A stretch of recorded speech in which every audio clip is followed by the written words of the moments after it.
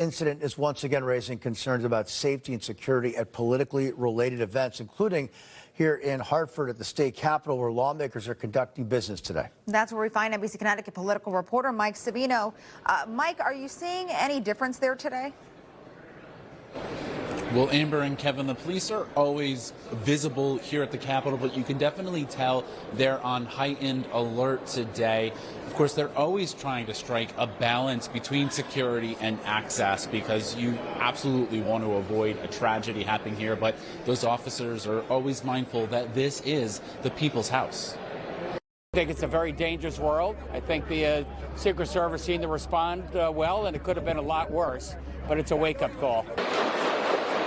Saturday's arrest of a gunman at the White House Correspondents Dinner in D.C. comes as lawmakers here in Hartford are at the height of the legislative session, expecting long days between now and May 7th. We have a fantastic Capitol Police. The chief is always in contact with the chief of staffs.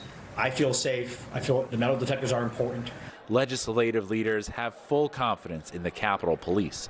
The department's chief sent a memo Sunday morning saying there are no active threats against anyone here in Hartford, but officers continue to monitor events. He also said whenever either chamber is in session, our department implements enhanced security measures. You certainly don't want to see that spreading into our building, but I know they keep us safe, and I appreciate all the work they do. Because those officers are in the building every day, they're able to tell the difference between a routine protest and a potential threat, according to one expert. It's a fine line that they are walking on there when they are dealing with the public to allow them their First Amendment rights to protest. Legislative leaders do occasionally upgrade security, most notably in 2014 when they installed metal detectors for the public and card swipes to lock down offices. But everyone agrees the best measure is toning down the rhetoric.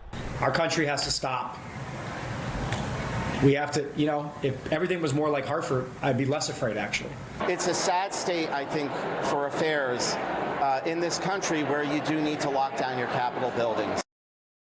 And I can just tell you from my own personal experience coming up here for years, you certainly see a lot of familiar faces who know the landscape well, and it's very, very rare to see the police caught by surprise or caught off guard by an event, a protest, some kind of demonstration happening here. They always seem to have a handle on what's going on up here. Live from the Capitol, Mike Savino, NBC Connecticut News. Mike, thanks so much. Stay with NBC Connecticut and NBC News for continuing coverage on this developing story. We will make sure to bring you the latest developments as they come into the newsroom. You can also head to our website, NBCConnecticut.com, to learn more about the investigation.